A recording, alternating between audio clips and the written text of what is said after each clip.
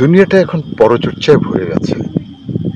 পরচর্চা শুনতে খুব স্বাদ হয়। শুধু আপনার বন্ধু-বান্ধব, আপনার মজলিস সেটা নয়। আপনার যে কাজের ছোটা মহিলা আছে, সেটাও দেখবেন পাশের বাড়ির কথাগুলো এসে আপনাকে বলছে, এত বাজে, এত এই সেই।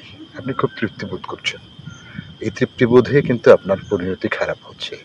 কারণ এই যে পরচর্চা করছে যে, সে কিন্তু আপনার কথাও গিয়ে ওইখানে সেইভাবেই চর্চা করছে। তখন আপনার কেমন লাগবে? পরচর্চা শোনা থেকে নিজেকে বিরত রাখুন। যে পরচর্চা করতে আসবে তাকে স্ট্রেট ফরওয়ার্ড বলে দিন যে, আমি এসব কথা শুনবো না, তুই আমাকে বলবি না, ওইসব অন্য কোথাও গিয়ে বল। আমার সামনে অন্য বাড়ির কথা যেন আর কোনোদিন তোর মুখে না আসে।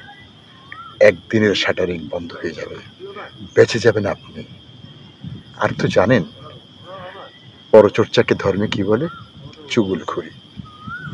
ধর্ম বলে যে নিজের ভাইয়ের মাংস খাওয়ার মতো বিষয়।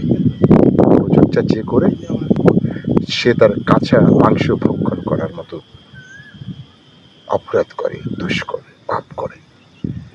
সেদিকে যেমন আপনি পরিত্রাণ পেতে পারেন, তেমনি তাকে বাঁচিয়ে রেখে উপকৃত হতে পারেন। পরচর্চা আগে শোনা বন্ধ করুন। আপনিও পরচর্চা থেকে নিজেকে ফিরিয়ে নিয়ে আসুন। সুন্দর লাগবে। ধন্যবাদ।